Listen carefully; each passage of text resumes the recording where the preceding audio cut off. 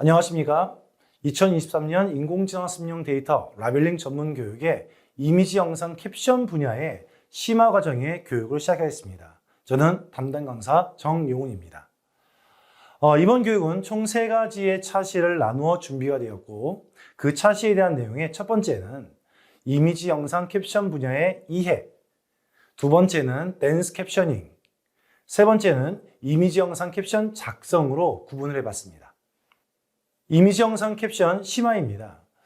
처음에 설명드린 것처럼 총 3가지의 차시로 구성이 되어 있는데요. 방금 얘기한 것처럼 이미지 영상 캡션 분야를 어떻게 이해할 수 있을까에 대한 이해를 좀 더 심화적인 부분에서 설명할 것이고요.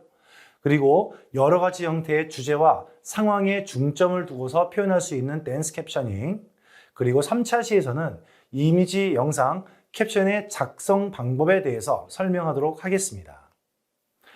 첫 번째 1차시 이미지 영상 캡션 분야의 이해에 대해서 강의를 시작하겠습니다.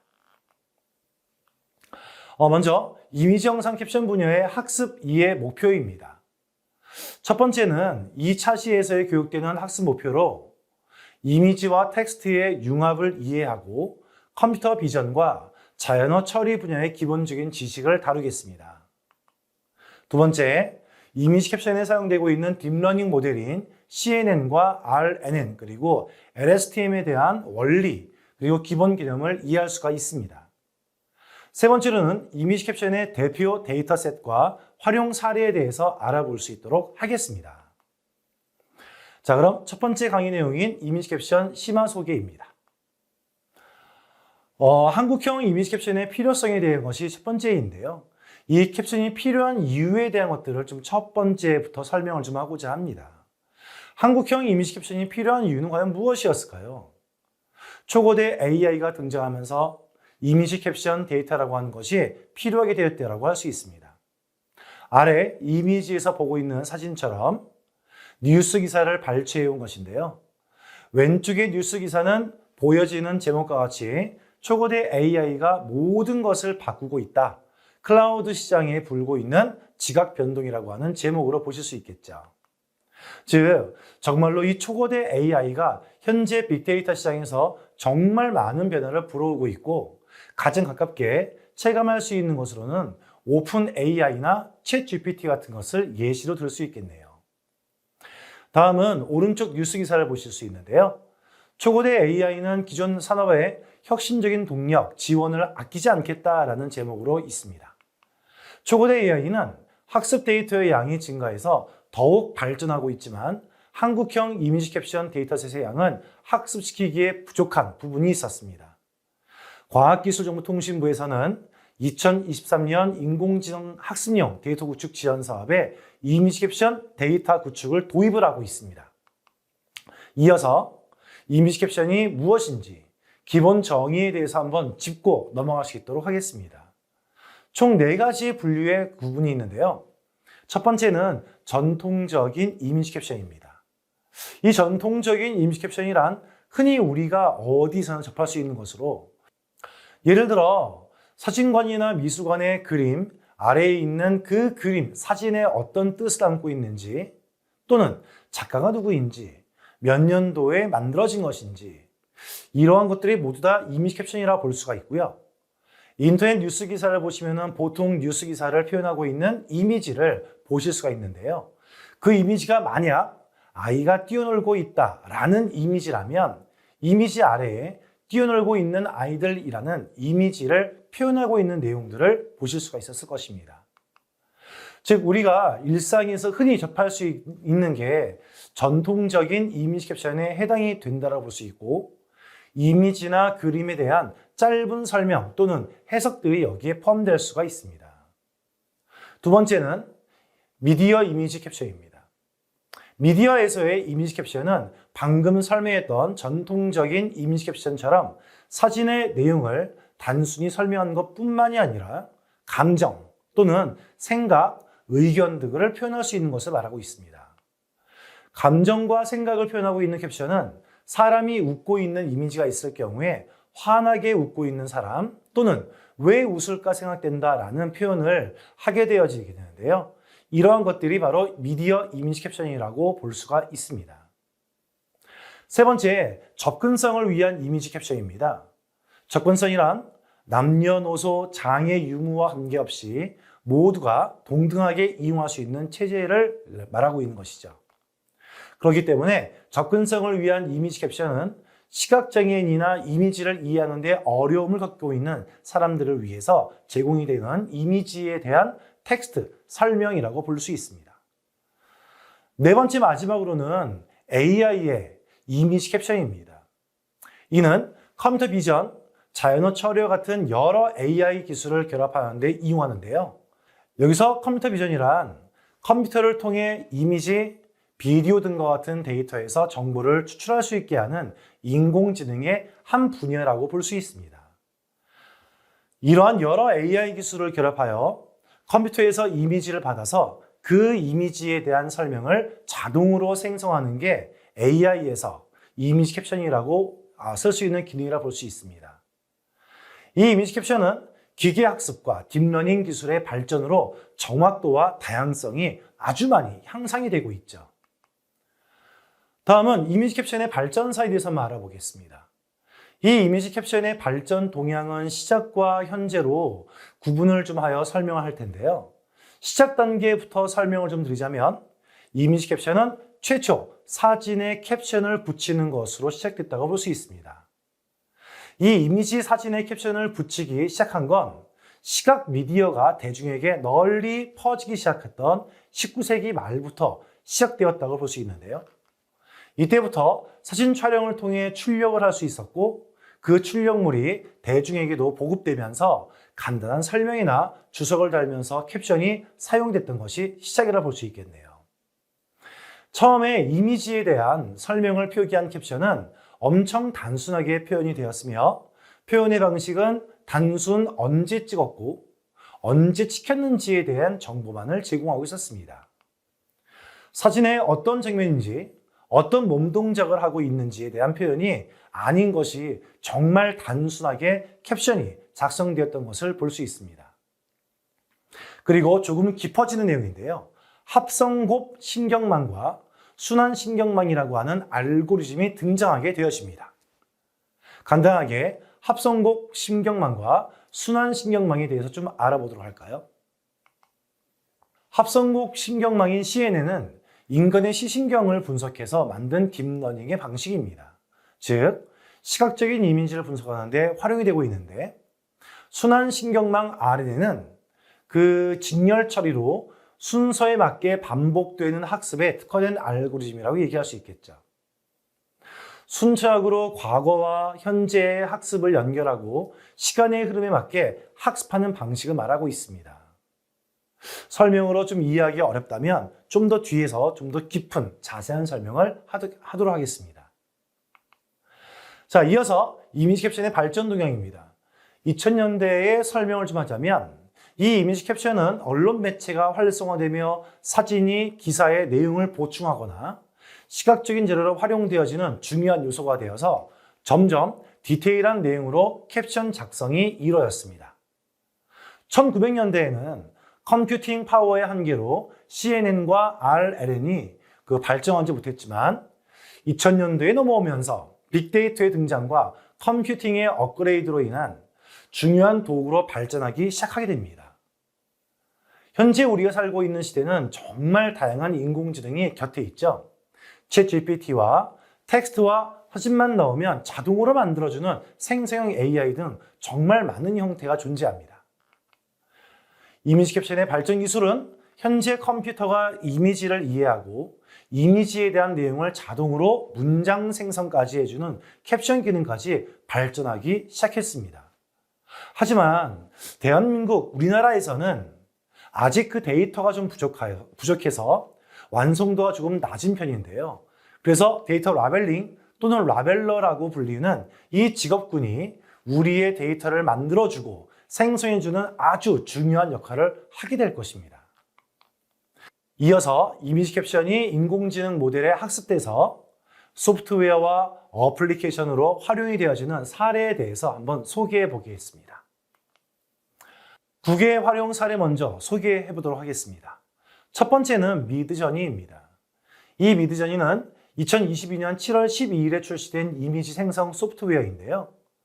주요 기능으로는 이미지 생성 기능이 있는데 이 기능은 생성하고 싶은 이미지를 텍스트로 설명을 하면 인공지능이 알아서 그림을 생성하는 것을 말합니다.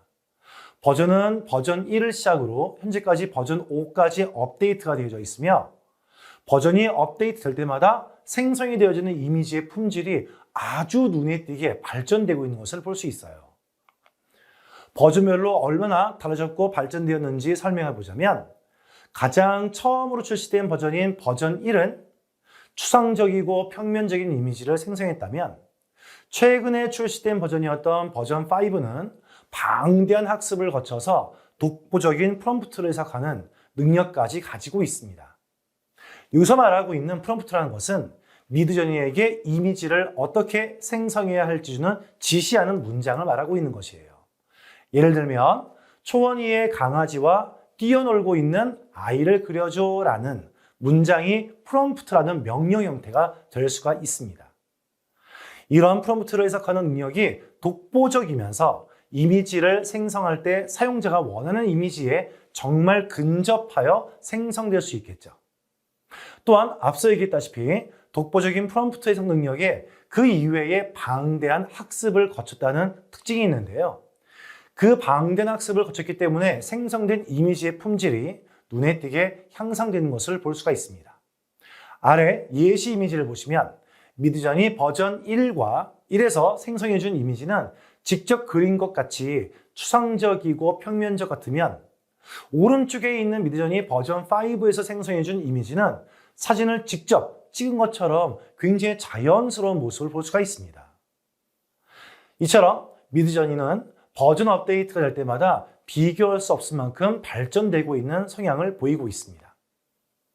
다음은 미드저니 버전 4에서 생성된 이미지와 버전 5에 생성된 이미지의 차이를 영상으로 보시겠습니다. 손 표현 정말 많이 발전했습니다. 한복은 여전히 못 드립니다. 더 일본이나 중국스러워진 듯합니다. 다시 봐도 V5 버전이 더 현실적으로 그리는 듯합니다. V5 버전은 사진을 찍어놨네요. 손과 발이 기형을 벗어났어요. 게임 캐릭터처럼 표현하고 싶었는데 영화 주인공을 만들어놨네요. 캔디는 어떤 버전이든 너무 이쁘네요. 네, 영상에서 보셨듯이 확연하게 차이가 나는 게 느껴지셨나요? 그 다음은 또 다른 이미지 생성 소프트웨어인 달리입니다. 이 달리는 다들 많이 들어보셨을 챗GPT를 만든 오픈 AI라는 회사에서 개발한 소프트웨어인데요. 2021년 1월 5일에 처음 출시되었으며 2022년 4월 6일에 달리2가 공개되었고 이 달리2는 달리1에 비해서 화질이 4배나 상승된 그림이 더욱 정교해진 형태를 말하고 있습니다. 또한 이미지 생성 기능뿐만 아니라 인페인팅, 이미지 변형 기능까지 추가되어 있네요.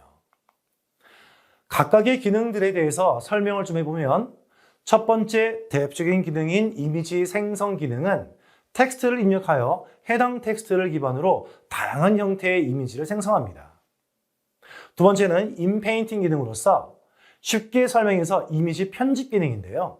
이 기능을 활용하여 원본 이미지를 원하는 상태로 편집이 가능해질 수 있는 것입니다. 아래 예시 이미지를 보시면 원본 이미지에 원하는 영역에 강아지를 추가한 모습인데요. 정말 자연스러운 모습으로 추가가 된 것을 보실 수 있을 거예요. 정말 신기한 건 그림의 액자 안에도 너무 자연스럽게 들어가 있다는 겁니다. 세 번째, 이미지 변형 기능입니다. 이 기능은 원본 이미지를 다양한 버전으로 만들어줍니다.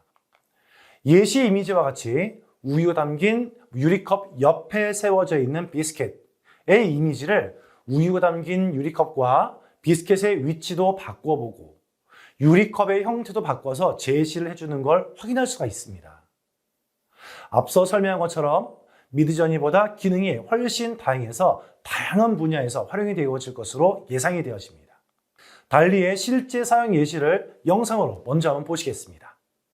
그래서 바닷가에 있는 귀여운 노란색 고양이 3D 렌더링 결과물 이렇게 해볼게요. 3D 렌더링 오브 큐트 옐로우 캣 온 더 비치가 문법적으로 맞답니다. 이렇게 문법적으로 콩글리시 없애고 문법적으로 맞는 말을 넣어주고 제너레이트를 해보면 어떤 결과가 나올지 보겠습니다. 오, 약간 좀 아까보다는 분명히 결과치가 좀 좋게 나오죠? 분명히 어떠한 문장을 이 인공지능도 좀 더 이해하기 편하게 해줘야지 좀 더 좋은 결과가 나오는 것 같습니다. 한 번 더 돌려보면 귀엽지 않은데? 약간 양키 감성이죠? 아까 중간에 나왔던 게 훨씬 더 귀여웠던 것 같아요. 점점 안 귀여워지고 있다. 이럴 때는 아까 만들었던 거 자, 실제로 사용해보면 좋겠지만 유료이기 때문에 그 가장 중요한 건 현재 한국에서는요, 개인이 아닌 기업만이 사용할 수 있다고 하네요. 좀 아쉬운 부분이 좀 있습니다. 마지막 9개 활용 사례로는요, 구글 리버스 이미지 서치를 소개합니다. 이 구글 리버스 이미지 서치는 구글의 고급 검색 기능 중 하나로서 이미지를 사용하여 검색하는 도구입니다. 이 기능은 유사 이미지 검색, 인물 검색, 이미지 출처 확인 등으로 구성되어져 있으며 이미지를 넣으면 해당 이미지를 인식하고 처리하여 결과를 보내줍니다. 구글 리버스 이미지 서치는 딥러닝과 컴퓨터 비전과 같은 고급 이미지 분석 기술을 활용하고 있지만 내부 동작 메커니즘이나 구체적인 기술적 세부 사항은 아직 공개되고 있지는 않습니다. 주요 기능으로는 첫 번째, 유사 이미지 검색입니다. 유사 이미지 검색은 검색을 위해 사용된 이미지를 분석하여 가장 관련이 많고 비슷한 이미지를 제시해주는 기능인데요. 가장 왼쪽의 예시와 같이 이미지를 넣어주면 갈색 포메라니안으로 분석하여 관련 이미지를 제시해줍니다. 두 번째는 인물 정보 검색입니다. 검색하고 싶은 인물의 사진을 넣으면 특성을 분석하여 인물에 대한 정보를 도출해줍니다. 마지막으로 이미지 출처 확인인데요. 이 기능은 검색 대상의 이미지가 어디서 쓰였는지, 어디서 만들어졌는지에 대한 출처를 확인해주기 때문에 이를 활용하여 이미지에 어떤 내용이 작성되었는지를 확인할 수가 있습니다. 구글 리버스 이미지 서치를 활용하는 예시를 영상으로 확인해 보겠습니다. Search Simpsons. Let's select an image. Now, what reverse image search will do is it will list all of the websites where that particular image is being used. So let's try this image here and just drag and drop it into the search by image box. Now you see what it's done. It has shown us the image that we've chosen for our reverse image search. 네, 영상에서 보신 것처럼 심슨 이미지를 검색 기능에 넣으니 관련 내용을 정확하게 찾아주는 것을 확인할 수가 있었어요. 일반적으로 텍스트 기반으로 검색했던 부분을 이미지로도 검색하니 정말 편리한 것 같습니다. 다음은 국내 활용 사례입니다. 대표적으로 두 가지가 있는데요. 첫 번째는 가장 대중적인 플랫폼인 네이버의 스마트 렌즈 어플리케이션입니다. 이 스마트 렌즈는 스마트폰에 설치하여 사용을 할 수 있는데 해당 어플리케이션은 앞서 설명한 것처럼 구글의 리버스 이미지 서치와 아주 유사합니다.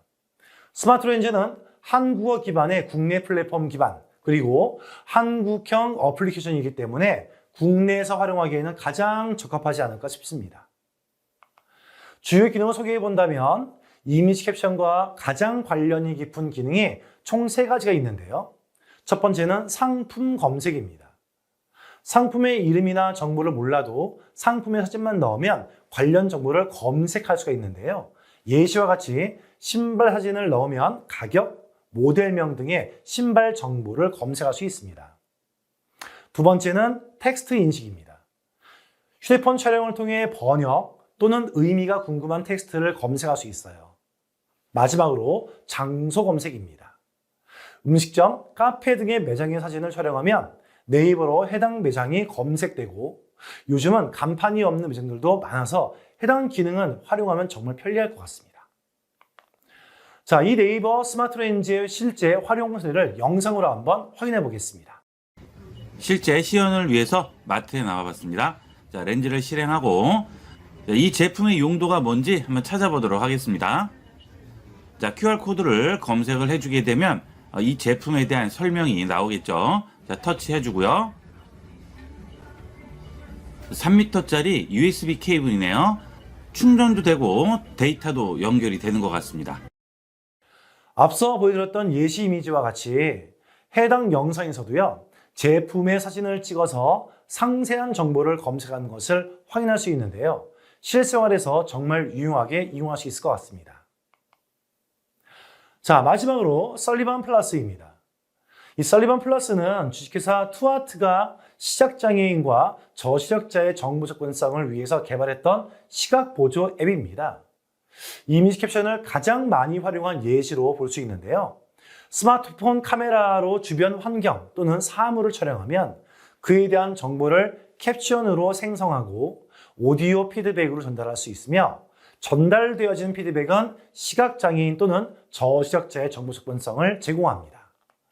설리반 플러스는 AI 모드, 문자 인식, 문자 스캔, 얼굴 인식, 이미지 묘사, 색상 인식, 빛 밝기, 돋보기 기능까지 총 8가지의 기능을 제공하고 있지만, 이미지 캡션과 관련성이 있는 기능은 AI 모드와 얼굴 인식, 이미지 묘사, 색상 인식 총 4가지 형태인 것 같습니다. 이 4가지 기능 모두 이미지에 대한 묘사를 하고 있는 공통점을 가지고 있는데요. 아래 예시 이미지에 등대가 가까이 있는 것처럼 보입니다. 4살 여자가 미소 짓고 있습니다. 테이블과 의자가 있습니다.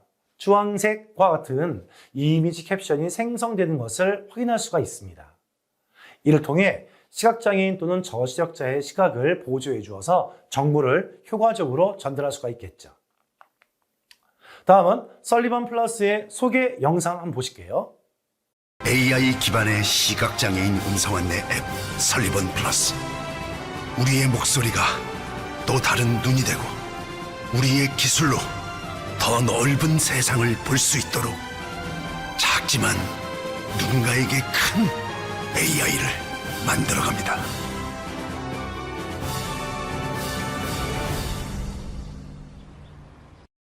영상에서 보시는 것처럼 설리반 플러스는 AI 기반의 시각장애인 보조 앱으로 현재도 계속해서 발전 중이며 고도화가 되고 있다고 합니다.